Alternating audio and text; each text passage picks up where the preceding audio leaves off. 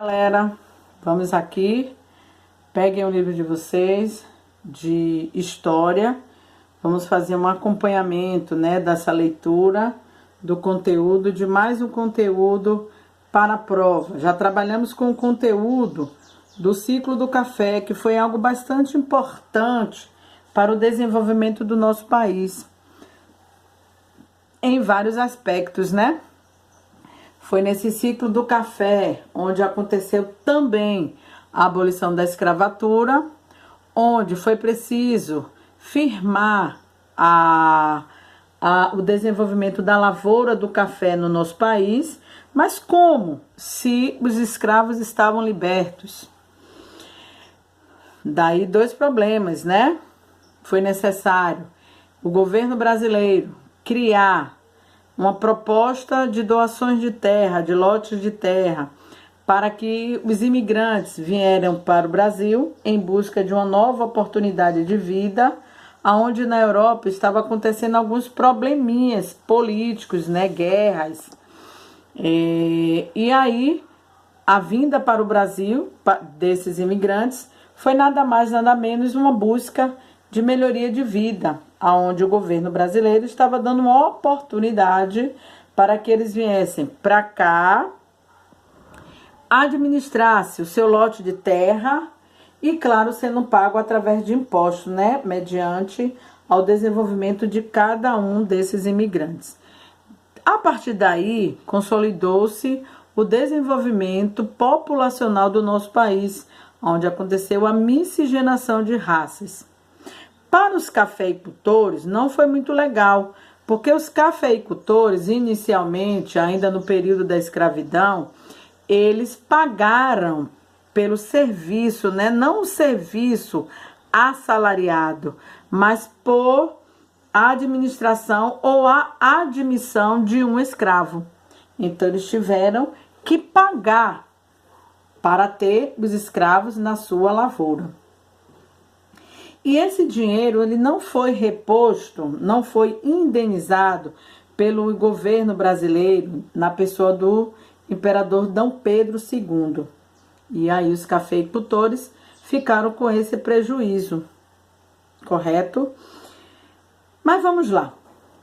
Dentro desse período do ciclo do café, houve muitas coisas positivas e negativas, né? No período do café também, que foi a passagem, né?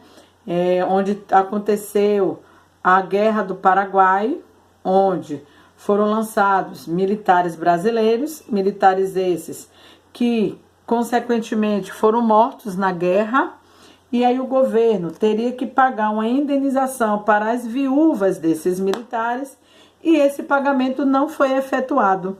Daí a insatisfação dentro da classe de militares. Então houve o quê? A revolta dos cafeicultores e a revolta da classe dos militares. Houve também uma insatisfação com a igreja, onde elas não mais tinham a participação diretamente com o governo. Houve também a idade de D. Pedro, né? D. Pedro demorou quase que 50 anos no poder, 49 em específico, e ele precisava passar o trono dele para sua filha, que era a principal herdeira do trono, Princesa Isabel. Só que Princesa Isabel era casada com um conde francês, e dentro da hierarquia masculina, Princesa Isabel iria assumir o trono de rainha. Só que a ordem mais efetiva, a palavra mais forte dentro de um casamento, naquela época, né, era dos homens. Então, na verdade, quem assumiria o posto seria o rei, marido da rainha, Princesa Isabel, só que ele era um francês. E essa situação não agradava aos brasileiros. E ainda tinha os profissionais liberais, que queriam uma certa autonomia dentro da política. E aí, eles criaram um movimento chamado Movimento Republicano. República é quando eu escolho o governo que eu quero para o meu país. Eu posso escolher pessoas de várias situações. Eu posso escolher uma pessoa do Rio de Janeiro, no outro período de São Paulo, de outra família, diferente da monarquia. A monarquia, eu não escolho ninguém, a população não escolhe ninguém, porque esse cargo é passado de pai para filho, ou então para uma pessoa, um parente mais próximo dentro da família. E se o trono fosse passado para a princesa Isabel, que é a filha de Dom Pedro II, a gente não teria o poder de ter brasileiros na liderança do nosso governo. Aí criou-se o movimento republicano, como vocês veem aqui no livrinho de vocês.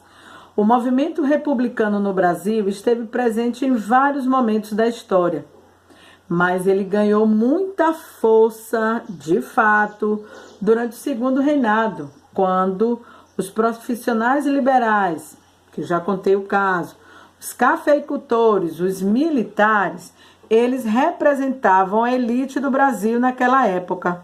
Eles estavam totalmente insatisfeitos diante de algumas decisões do Império. Quem é o Império? O Imperador Dom Pedro II. Correto? Tem a parte da insatisfação dessas classes de elite do nosso país. E ainda tinha a questão da concessão da hierarquia do trono, que ia ser passado para uma mulher casada com um conde francês. Os profissionais liberais desejavam ter uma maior liberdade e poder de decisão política, pois o Brasil passava por uma situação econômica bastante delicada devido ao endividamento do país com a Inglaterra. Lembra que eles fizeram uma aliança tríplice entre Brasil, Uruguai e Argentina. Esses três países sul-americanos se uniram, apoiado pela Inglaterra, para destruir o Paraguai. O Paraguai queria ter um acesso ao Oceano Atlântico, que não dava permissão ao Paraguai. E eles queriam ter esse pedaço de terra para poder ter acesso ao Oceano Atlântico, para poder fazer as suas navegações. Os outros países se uniram contra esse movimento. Só que o Paraguai era um país totalmente independente. E a Inglaterra não gostava disso.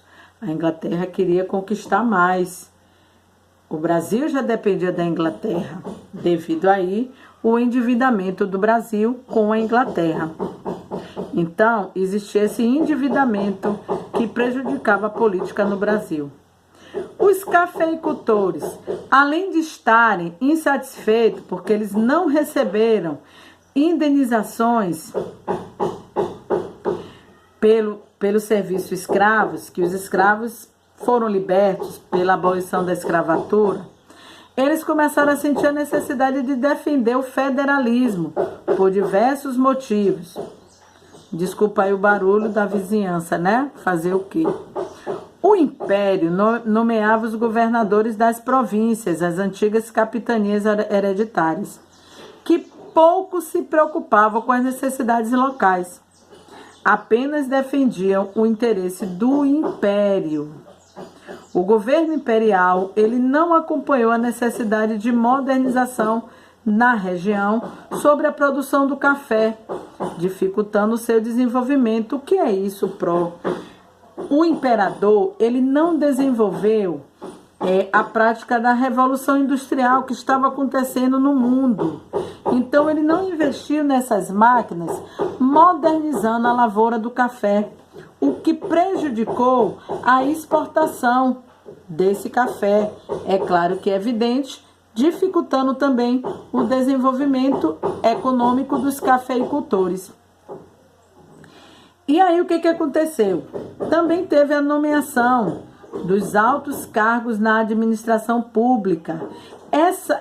Esses cargos de administração pública era apenas voltada para pessoas que tinham famílias ilustres, o que não permitia a influência política nos cafeicultores, embora a força do café no Brasil era enorme, como nós estudamos lá no ciclo do café.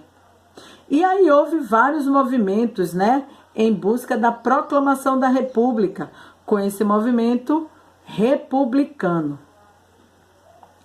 Todos os grupos temiam a sucessão do trono, a troca do trono, pois eram nítidos os problemas de saúde, do imperador, que já estava doente, velhinho.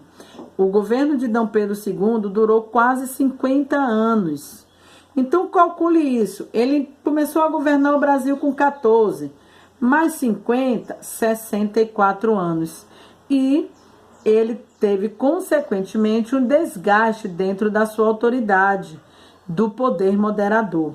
Além disso, havia aquele processo, da hereditariedade, o trono passado de pai para filho. Só que não havia um herdeiro masculino para assumir o cargo de imperador.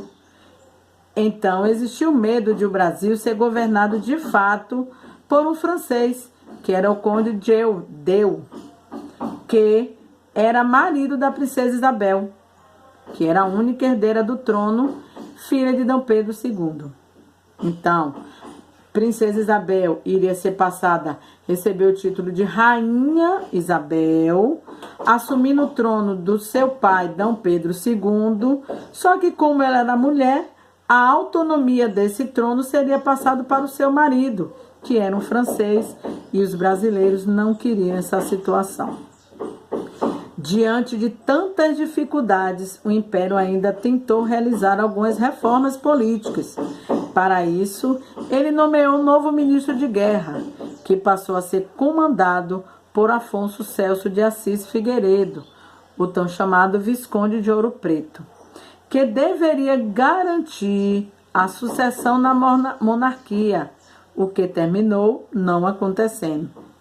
Muitos militares, aqueles que participaram da guerra, morreram e suas esposas não receberam indenização, estavam também insatisfeitos com D. Pedro II e eles intensificaram, eles aumentaram as articulações com o movimento republicano, tornando-se adeptos ao movimento republicano.